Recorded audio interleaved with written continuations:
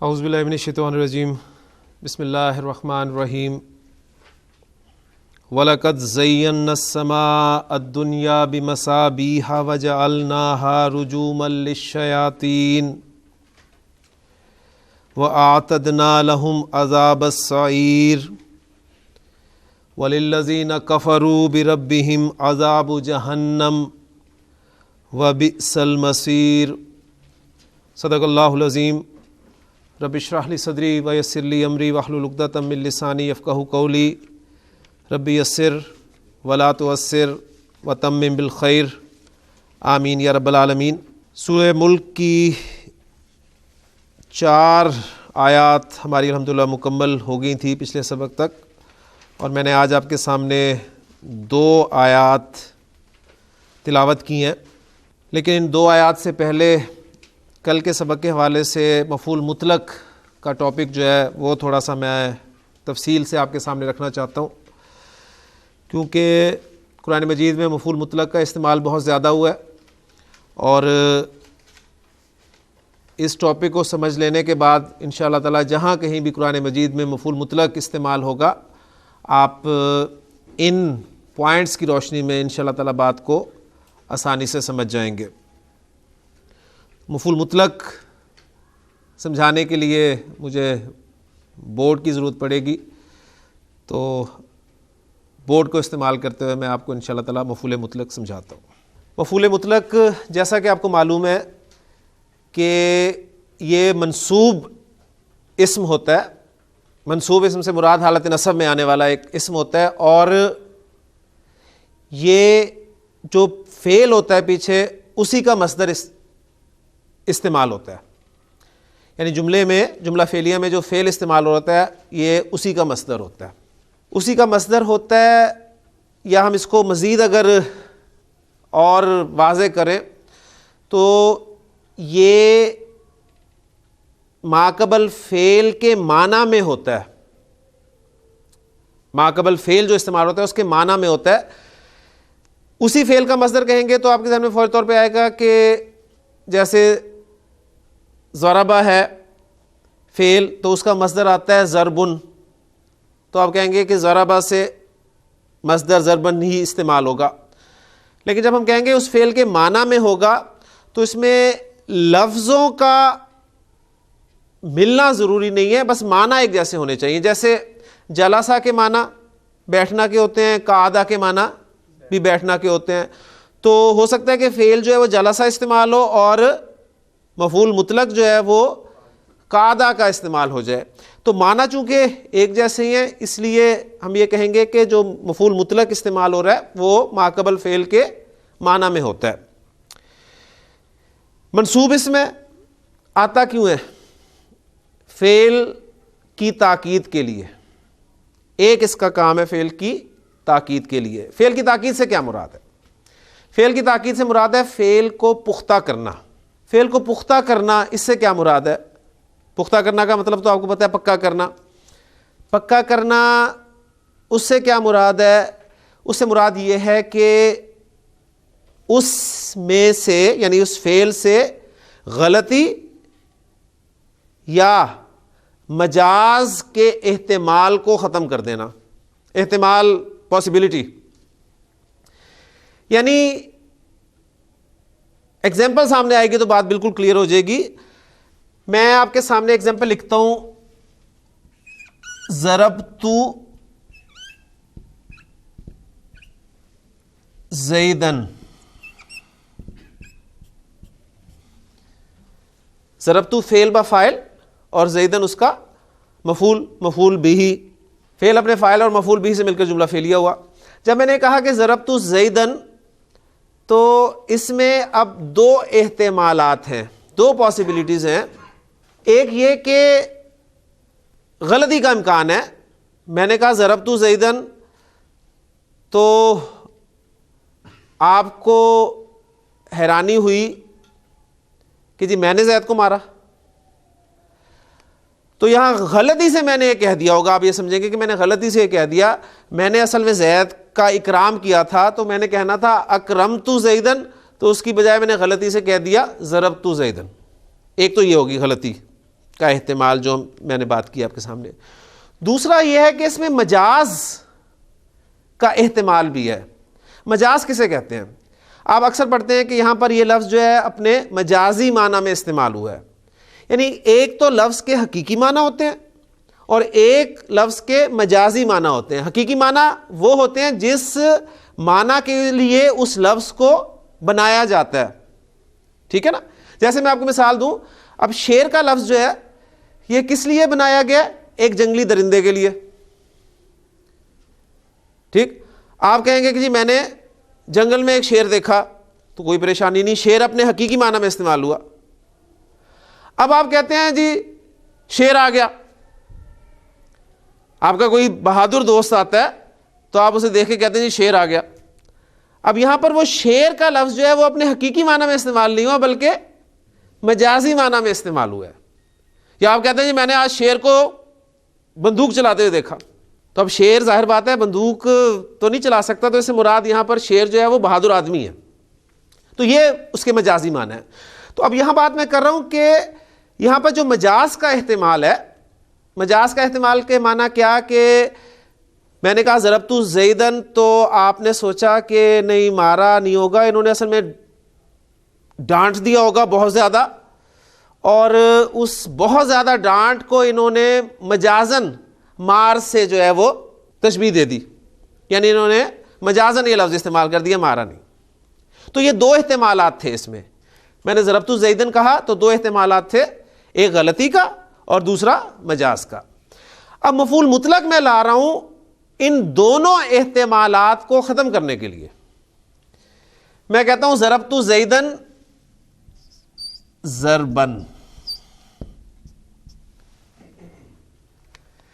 اسی فعل کا مصدر, اور آیا یہ کس لیے, وہ جو دونوں احتمالات تھے وہ ختم ہو گئے. نہ اس میں غلطی کا احتمال رہا اور نہ ہی مجاز کا احتمال رہا, یعنی میں نے زید کو واقعی مارا. تو یہ تاکید ہے, یہ مفہوم کو پختہ کرنا ہے. کلیئر ہو گیا؟ تو ایک کام ہے مفعول مطلق کا کہ یہ تاکید کے لیے آتا ہے. دوسرا کام مفعول مطلق کا وہ ہے وہ فعل کی نوعیت بتانے کے لیے آئے گا. فعل کی قسم, فعل کس قسم کا ہے, فعل کی نوعیت کیا ہے. اور تیسرا اس کا مقصد ہوتا ہے فعل کی تعداد بتانے کا, کہ وہ فعل کتنی مرتبہ سر انجام ہوا. تو یہ تین مقاصد ہوتے ہیں مفعول مطلق کے, ایک تاکید, ایک نوع بتلانے کے لیے, اور تیسرا عدد بتانے کے لیے, تعداد بتانے کے لیے. اب تاکید تو الحمدللہ آپ کو سمجھ میں آگے کلیئر ہوگی. اب وہ جو دو چیزیں باقی ہیں ان کو سمجھ لیں. اس کے لیے تین اوزان میں آپ کے سامنے رکھ رہا ہوں. ایک وزن ہے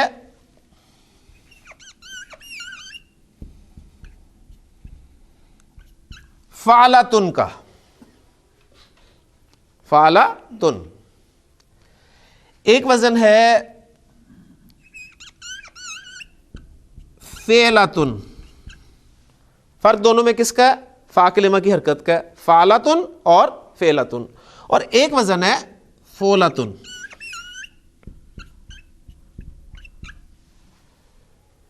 تین وزن ہے یہ. جب مفعول مطلق فعلتن کے وزن پر آئے گا تو اس سے مراد ہوگا تعداد بتانا. اس سے مراد ہوگا تعداد بتانا, یعنی یہ وزن جو ہے تعداد بتانے کے لیے استعمال ہوتا ہے. مثلا میں کہتا ہوں ضربت زیدن اب اس کو فعلتن یعنی ضاد را با مادے کو میں اس وزن پہ رکھوں تو کیا بنے گا؟ ضربتن.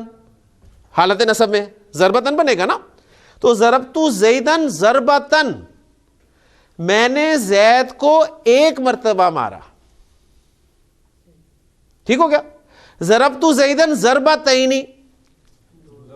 میں نے زید کو دو مرتبہ مارا. ضربت زیدن ضرباتن, میں نے زید کو کئی مرتبہ مارا. تو یہ فعلتن کا وزن کس لیے آتا ہے؟ تعداد بتانے کے لیے. کلیئر ہو گیا؟ اچھا اب یہ جو مثنیٰ ہے، مثنیٰ جیسے آپ کے سامنے آیا 2 مرتبہ کے لیے، لیکن بعض اوقات مثنیٰ 2 مرتبہ تعداد بتانے کے لیے نہیں آتا بلکہ کثرت بتانے کے لیے بھی استعمال ہوتا ہے. اس لیے آپ دیکھ لیں کل کی آیت جو تھی ہم نے پڑھی، اس میں کیا میں نے آپ کو بتایا تھا؟ کرتینی، فرجع البصر کرتینی، یعنی وہاں یہ نہیں کہا کہ تو لوٹا اپنی نظر کو 2 مرتبہ، نہیں، بار بار. یعنی اگر میں کہوں نا ضربت زیدن ضربتین، تو اس کے معنی یہ بھی ہو سکتے ہیں میں نے زید کو کئی دفعہ مارا. تو یعنی تعداد بتانے کے لیے نہیں بلکہ کثرت بتانے کے لیے استعمال بھی ہوتا ہے یہ. تو یہ جو پچھلی آیت کے حوالے سے کرتین تھا وہ یہاں پر ہمارا جو ہے وہ مسئلہ حل ہو گیا. فعلتن یا فعلتن، یعنی یہ وزن جو ہے یہ استعمال ہوگا نو کے لیے، قسم کے لیے. مثلا میں کہتا ہوں جلستو، ایگزامپل لکھ دیتا ہوں تاکہ بات آپ کو کلیئر ہو جائے. جلستو میں بیٹھا،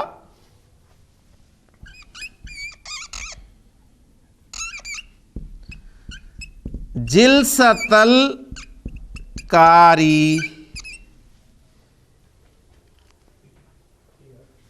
جلستو جلست القاری، میں قاری کا بیٹھنا بیٹھا. یہ ترجمہ ہوا نا، جلستو میں بیٹھا، جلست القاری، قاری کا بیٹھنا. یعنی کیا مطلب؟ قاری کے انداز میں بیٹھا، جس طرح قاری بیٹھتا ہے. یا اگر قاری مشکل لگ رہا ہے آپ کو، آپ کہیں قاری بیٹھتا ہے یا نہیں بیٹھتا، بہرحال یہاں المعلم لگا دیں کہ جلستو جلست المعلمی، میں معلم کے بیٹھنے کی طرح بیٹھا، مراد یہ ہے. کلیئر ہوگی بات؟ تو یہ نو یا قسم بتانے کے لیے استعمال ہوتا ہے. اس میں اگر ہم اس طرح کر لیں جلستو جلستن، میں ایک نو پر بیٹھا، ایک قسم پر بیٹھا. یعنی دیکھیں بیٹھنے کے مختلف انداز ہو سکتے ہیں. آپ کبھی ایک انداز سے بیٹھتے ہیں، کبھی دوسرے انداز سے بیٹھتے ہیں، کبھی تیسرے انداز سے بیٹھتے ہیں. تو اگر آپ ایک انداز سے بیٹھ رہے ہیں تو آپ کہیں گے جلستو جلستن، میں ایک نو پر بیٹھا. آپ جلستو جلستینی، میں 2 نو پر بیٹھا.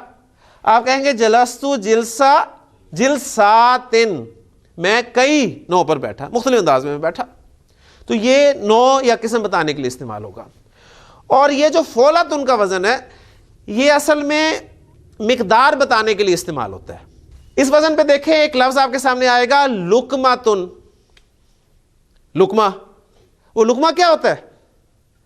اب ہاں وہ ویری کرے گا، مختلف لوگوں کے لقمے مختلف ہو سکتے ہیں، لیکن اصل میں لقمہ ہے کیا؟ وہ ایک مقدار ہے، ایک مقدار ہے. ٹھیک ہے، تو یہ فولتن کا وزن جو ہے یہ مقدار بتانے کے لیے استعمال ہوگا.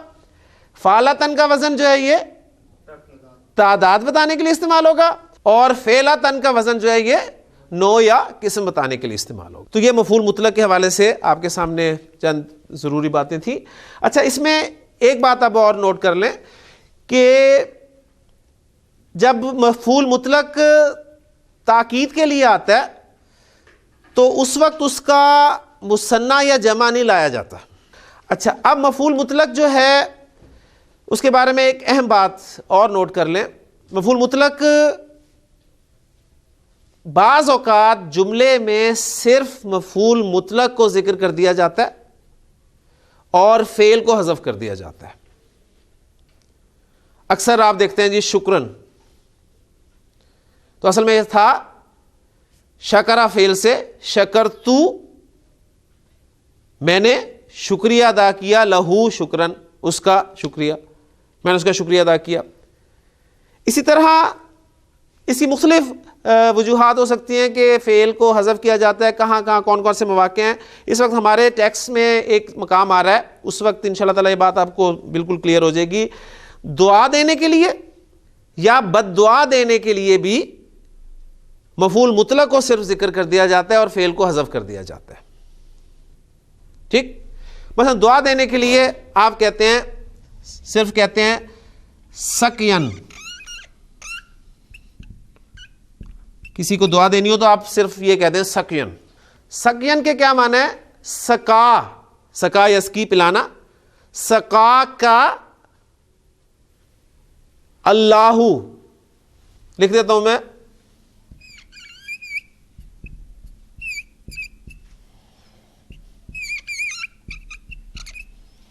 سقا کاللہ سقین. اللہ تجھے سیراب کرے. اور دعا آپ کو پتہ ہے عربی زبان میں زیادہ تر ماضی کے سیغوں میں جو ہے وہ دی جاتی ہے، یا مضارع اس کے لیے استعمال کرتے ہیں. ٹھیک ہے، زیادہ ماضی استعمال ہوتا ہے. تو سقاک اللہ سقین، اللہ تجھے سیراب کرے. اس طرح کسی کو بد دعا دینی ہوگی تو بھی مفعول مطلق کو خالی مینشن کر دیا جائے گا. اب اس میں دیکھیں صرف سقین کو استعمال کیا، باقی یہ پورا فعل اپنے فاعل اور مفعول کے ساتھ اس کو حذف کر دیا گیا. تو یہ مفعول مطلق کے فعل کو حذف کرنے کی ایک وجہ ہے. اب یہی سورہ ملک میں آپ انشاءاللہ پڑھیں گے کہ سحقن فسحقن لاصحاب السعیر، بس بدبختی ہو کس کے لیے؟ جہنم والوں کے لیے. تو وہاں پر یہ بد دعا کے لیے استعمال ہوئے، تو ایگزامپل ہمارے لیے جو ہے وہ کلیئر ہوگی. اچھا، ایک آخری بات مفعول مطلق کے حوالے سے.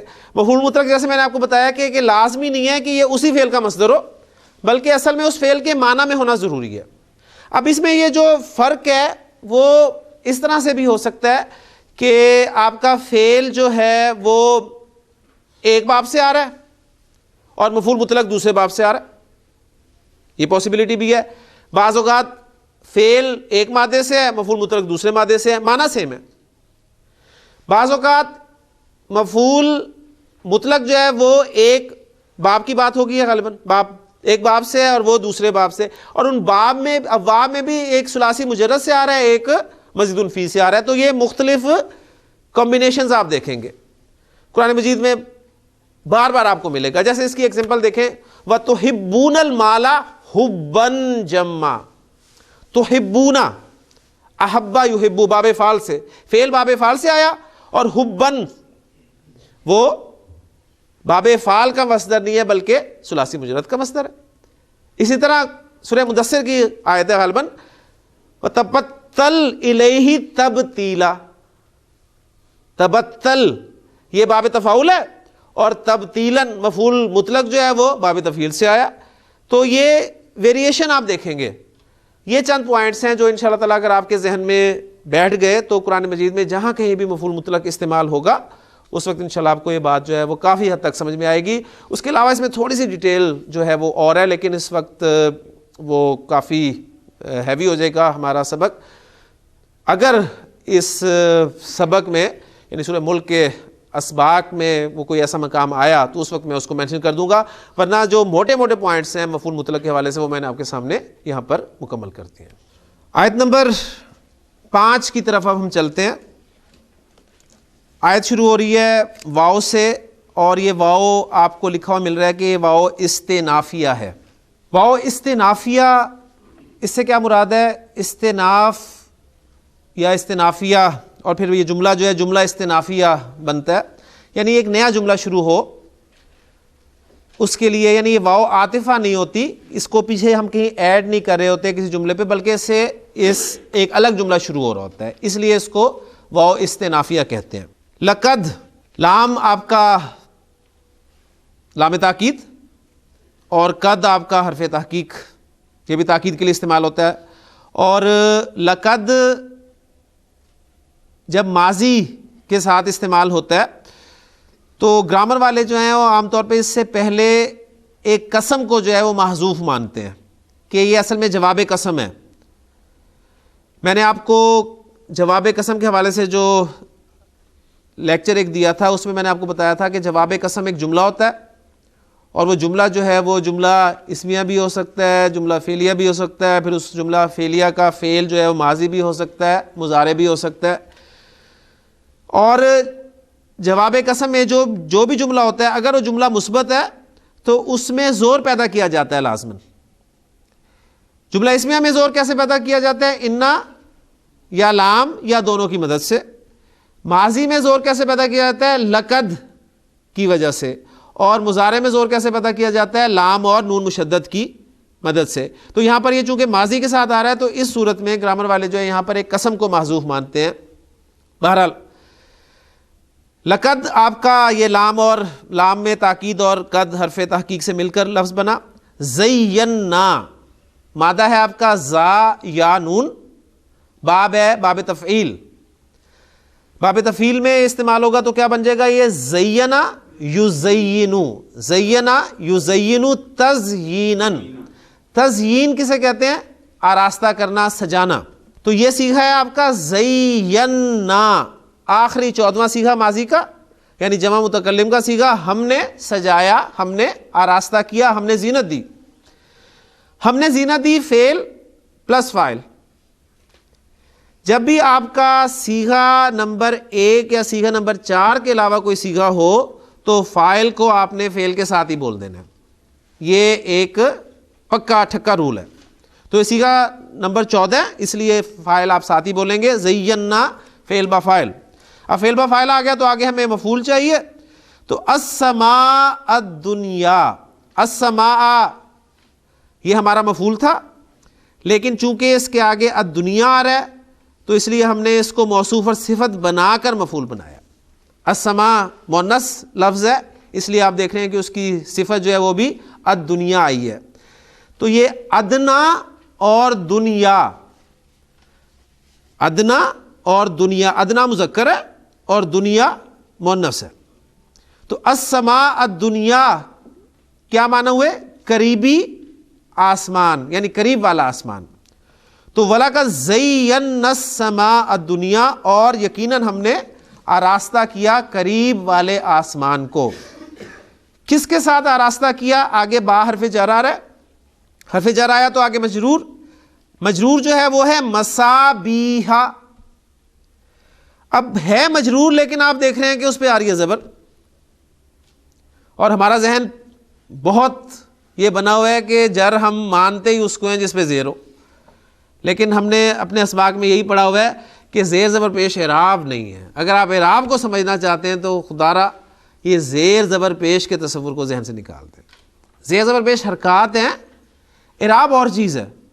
لیکن چونکہ کئی صورتوں میں اس اعراب کو زیر زبر پیش سے ہی شو کیا جاتا ہے, اس لیے ہمیں کنفیوژن ہو جاتی ہے اور ہم کبھی بھی ماننے کو تیار نہیں ہوتے. اب آپ کہیں گے جی یہ با حرف جر ہے تو یہ مصابیحا, یہ تو مصابی ہی ہونا چاہیے تھا, لیکن یہ اصل میں حالت جر میں ہی ہے, لیکن یہ غیر منصرف اسم ہے.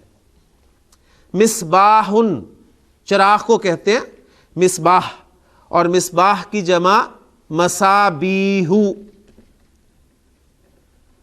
اب یہ جمع جو ہے وہ غیر منصرف کیوں ہے؟ الف کے بعد 3 حروف آ رہے ہیں اور 3 حروف میں درمیان والا ساکن ہے, اس لیے مصابیح, مصابیحا اور مصابیحا. یہاں پر اس لیے مجرور ہے یہ بمصابیحا, چراغوں کے ساتھ. اب یہ جار مجرور مل کے متعلق ہو گئے اور ہمارا جملے کا سارا جو فارمیٹ ہے وہ الحمدللہ مکمل ہو گیا. زینا فعل با فاعل, السماء دنیا مفعول بہ اور بمصابیحا متعلق. فعل اپنے فاعل اور مفعول اور متعلق سے مل کر جملہ فعلیہ خبریہ ہو کر معطوف علیہ. ٹھیک ہے, معطوف علیہ ہم اس کو نہ بھی بناتے تو ہم اسے جملہ فعلیہ خبریہ کہہ دیتے اور پھر آگے جملوں کو ہم اس پر عطف کر دیتے, جو دوسرا طریقہ میں نے آپ کو بتایا. یہاں پر ایک بات اور سمجھ لیجئے, ذہن میں آ گئی کہ مفعول مطلق کے حوالے سے جو میں نے بات کی اس کا نام مفعول مطلق کیوں رکھا گیا. جو آپ کے مفاعیل خمسہ ہیں, 5 مفعول آپ گرامر میں پڑھتے ہیں. ایک ہوتا ہے مفعول بہ, وہ مفعول ہوتا ہے جس پر فعل واقع ہوتا ہے. ایک ہوتا ہے مفعول لہو, یہ وہ مفعول ہوتا ہے جو وجہ بتانے کے لیے استعمال ہوتا ہے. ایک ہوتا ہے مفعول فیہ, یعنی یہ وہ مفعول ہوتا ہے جس میں فعل واقع ہوتا ہے, وہ وقت یا جگہ کو شو کرتا ہے. کتنے ہو گئے؟ 3. ایک ہوتا ہے مفعول معہو. اچھا, ان چاروں مفاعیل کے ساتھ آپ دیکھیں کچھ نہ کچھ لگا ہوا ہے. ایک کے ساتھ بھی لگا ہوا ہے, ایک کے ساتھ فی ہی لگا ہوا ہے, ایک کے ساتھ لہو لگا ہوا ہے, ایک کے ساتھ معہو لگا ہوا ہے. اب یہ بچ جاتا ہے پیچھے, اس کے ساتھ کچھ نہیں لگا ہوتا, اس لیے اس کو کہتے ہیں مفعول مطلق ہے. تو اس کے نام کی وجہ میرے سامنے نے جو آئی تھی وہ میں نے آپ کے سامنے رکھ دی ہے. اس لیے میں نے جب اسے السماء دنیا کو مفعول بھی کہا تو فوری طور پہ ذہن میں بات آئی کہ مفعول مطلق اسے ہم کیوں کہتے ہیں, کیونکہ وہ مطلق مفعول ہے, اس کے ساتھ اس جیسا کوئی لفظ نہیں لگا ہوتا, اس لیے اسے مفعول مطلق کہہ دیتے ہیں. واو عاطفہ ہو گیا آپ کا.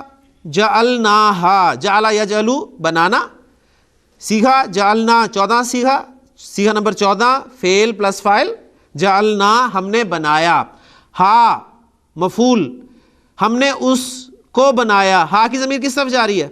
نہیں, آسمان کی طرف نہیں, یہ اصل میں جا رہی ہے مصابیح کی طرف. اور ہم نے انہیں بنایا, ان چراغوں کو بنایا, ان چراغوں کو بنایا. ہا کی ضمیر واحد مؤنث کی ضمیر ہے اور مصابیح جمع ہے, تو یہ واحد کی ضمیر کیوں جا رہی ہے اس جمع کی طرف؟ غیر عاقل کی جمع واحد مؤنث کے حکم میں ہوتی ہے, ٹھیک ہے نا, یعنی جماعت کے حکم میں ہوتی ہے, اس لیے آپ کہہ لیں کہ اس کی طرف ضمیر جا رہی ہے. اور ہم نے انہیں بنایا, کیا بنایا؟ جعل یجعلو 2 مفعول چاہتا ہے, جعل یجعلو 2 مفعول چاہتا ہے. جعل اللہ, اللہ نے بنایا, الارض زمین کو, کیا بنایا؟ فراشن ایک بچھونا.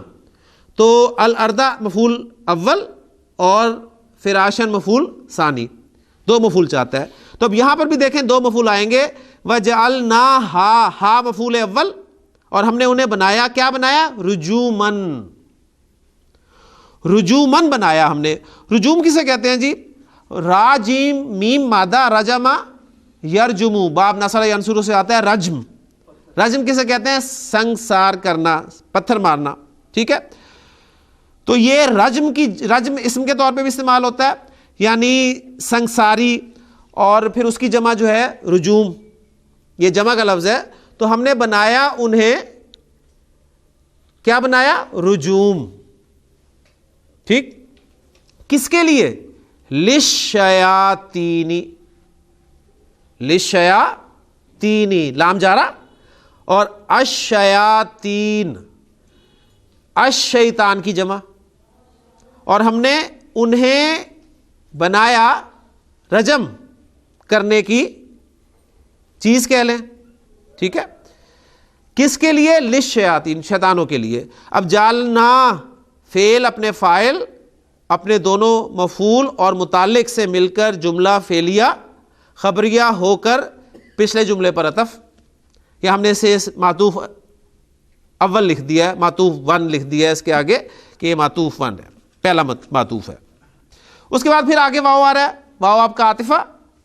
آتدنا, آتدنا, پھر یہ صیغہ نمبر 14 ماضی کا صیغہ ہے, مادہ ہے عین تا دال, عین تا دال, اور باب ہے باب افعال. باب افعال میں عین تا دال مادے کو رکھیں. آتدا یوتدو, آتدا یوتدو اعتادن, اس کے معنی ہوتے ہیں تیار کرنا, تیار کرنا, سامان وغیرہ تیار کرنا. وآتدنا, اور ہم نے تیار کر لیا, اور ہم نے تیار کیا. کیا تیار کیا؟ مفعول آگے آ رہا ہے عذاب السعیر, مضاف اور مضاف الیہ. عذاب, عذاب اور سعیر, السعیر سارا یسعرو غالباً استعمال ہوتا ہے, یہ نہیں با فا سے استعمال ہوتا ہے, سارا یسعرو سارن, اس کے معنی ہوتا ہے آگ بھڑکانا. تو سعیر یعنی بھڑکائی ہوئی آگ, مراد دوزخ. عذاب السعیری دوزخ کا عذاب. وآتدنا عذاب السعیری, اور ہم نے تیار کیا دوزخ کا عذاب, لہم ان کے لیے. لام جارا, ہم مجرور, جار مجرور مل کے متعلق آتدنا فعل کے, فعل اپنے فاعل مفعول اور متعلق سے مل کر جملہ فعلیہ خبریہ ہو کر معطوف نمبر 2. کلیئر؟ معطوف علیہ اپنے دونوں معطوفوں سے مل کر اب یہ ایک محذوف قسم کا جواب ہوا.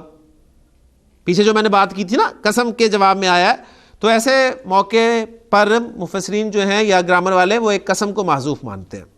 تو الحمدللہ ہماری 5ویں آیت جو ہے یہ بھی مکمل ہو گئی. اگلی آیت ہے ہماری وَلِلَّذِينَ كَفَرُوا بِرَبِّهِمْ عَذَابُ جَهَنَّمَ وَبِئْسَ الْمَصِيرُ. اس کے بھی ہم دو حصے کر لیتے ہیں آیت کے.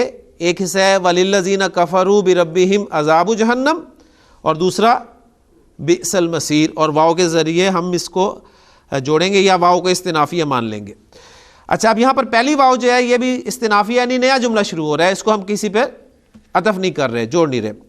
لام جارا, آگے آ گیا الذین, للذین, الذین اس میں موصول ہے, جب بھی اس میں موصول آئے گا آگے صلہ, صلہ جملہ ہوگا, جملہ فعلیہ یا جملہ اسمیہ, آگے جملہ فعلیہ آ رہا ہے. جملہ فعلیہ کیا آ رہا ہے؟ کفروا بربہم, کفروا فعل با فاعل, صیغہ نمبر 3, کفرا کفرا کفرو, ٹھیک ہے. صیغہ نمبر 1 اور 4 کے علاوہ ہے تو فاعل ساتھ ہی موجود ہے. کفرو انہوں نے انکار کیا, کفرا یکفرو با کی پریپوزیشن کے ساتھ طور پہ استعمال ہوتا ہے, تو کفرو بی با جارا, ربہم مضاف مضاف الیہ مل کر مجرور, جار مجرور مل کر یہ متعلق ہو گئے کفرو فعل کے, ٹھیک ہے. ہم اسے متعلق ہی کہیں گے گرامیٹیکلی, حالانکہ اگر یہ مفعول ہے تو ہم یہ کہہ سکتے ہیں کہ یہ لفظاً مجرور ہے لیکن محل کے اعتبار سے یہ منصوب ہے, ٹھیک ہے. یعنی جگہ یہ کفرو کے مفعول کی تھی تو یہ محل کے اعتبار سے منصوب ہے. بہرحال کفروا بربہم فعل اپنے فاعل اور متعلق سے مل کر جملہ فعلیہ ہو کر یہ الذین کے لیے صلہ بن گیا. الذین موصول صلے کے ساتھ مل کر یہ لام جارہ کے لیے مجرور ہو گیا, کلیئر. اور جار اور مجرور مل کر یہ بالکل شروع میں آ رہے ہیں, تو جار مجرور کو جب ہم شروع میں لے آتے ہیں تو یہ مبتدا کبھی نہیں بن سکتا, یہ خبر مقدم ہوتے ہیں, تو یہ خبر مقدم ہے.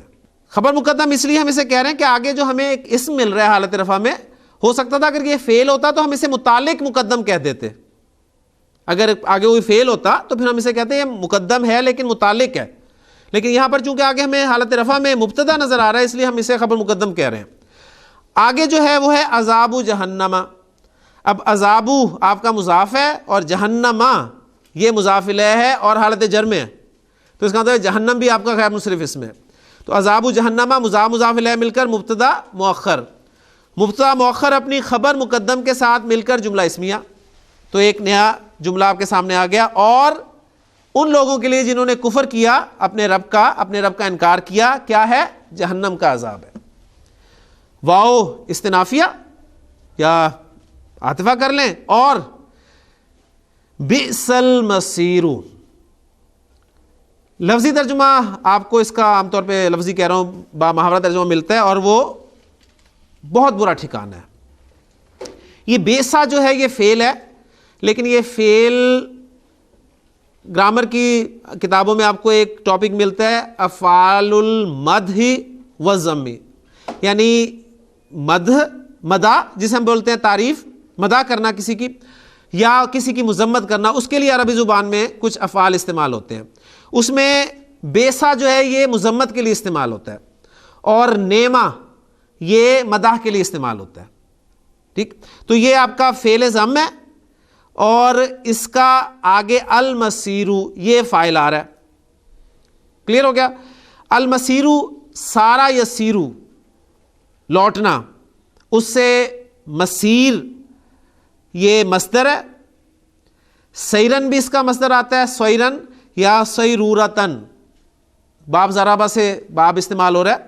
اور مسیر جو ہے یہ ظرف کے معنی میں بھی آ سکتا ہے, یعنی لوٹنے کی جگہ. وَبِئْسَ الْمَصِيرُ, اور وہ بہت بری لوٹنے کی جگہ ہے. یہ جملہ فعلیہ جو ہے بیسا اپنے فاعل کے ساتھ مل کر جملہ فعلیہ ہو کر گرامر والے جو ہیں اس کو بھی خبر مقدم قرار دیتے ہیں, اور ایک مبتدا جو ہے وہ آگے, یعنی جس کی مذمت بیان کی جا رہی ہوتی ہے نا, وہ اس کو آگے عام طور پر لایا جاتا ہے.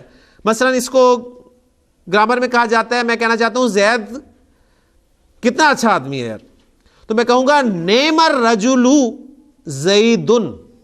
تو اب دیکھیں نعم الرجل, نعم فعل اور رجل اس کا فاعل, فعل فاعل مل کر جملہ فعلیہ ہو کر خبر مقدم, اور زیدن مبتدا مؤخر, مبتدا مؤخر اپنی خبر کے ساتھ مل کر جملہ اسمیہ. تو گرامر والے اس طرح اس کی ترکیب کرتے ہیں. اب یہاں پر صرف آیا ہے بیس المصیر, تو اس کا مطلب ہے وہ جس کی مذمت کی جا رہی ہے اس کو محذوف کر دیا گیا، اور وہ کیا ہے؟ وہ ہے ہیا یعنی جہنم، تو وہ محذوف ہے۔ تو اس طریقے سے افعال مدح و ذم جو ہیں یہ ہوتے ہیں۔ تو آج ہم نے الحمدللہ 2 آیات مکمل کر لی ہیں۔ اس کا ترجمہ بھی آسان ہے اور گرامر بھی آسان ہے، اتنی مشکل نہیں ہے۔ ان آیات کو اگر آپ ساتھ ساتھ یاد کرتے رہیں گے، ایک ایک آیت روزانہ یاد کر لیں، 2 آیتیں یاد کر لیں، تو انشاءاللہ تعالی سورہ مبارکہ آپ کو یاد ہو جائے گی، اور اس سورہ مبارکہ کے فضائل آپ کے علم میں پہلے سے ہی ہیں، اس لیے آپ کی فرمائش پہ سورہ مبارکہ کو ہم نے شروع کیا۔ اللہ تعالیٰ سے دعا ہے کہ اللہ تعالیٰ ہمیں سورہ ملک کی تلاوت کرنے کی توفیق عطا فرمائے رات کو، اور قبر کے عذاب سے بچانے والی صورت ہے یہ، اس حوالے سے اللہ تعالیٰ، اور پھر اس میں جو میسیج ہے ہمارے لیے اس پہ عمل کرنے کی توفیق عطا فرمائے۔ سبحانک اللہم و بحمدک، اشہد ان لا الہ الا انت، استغفرک و اتوب الیک۔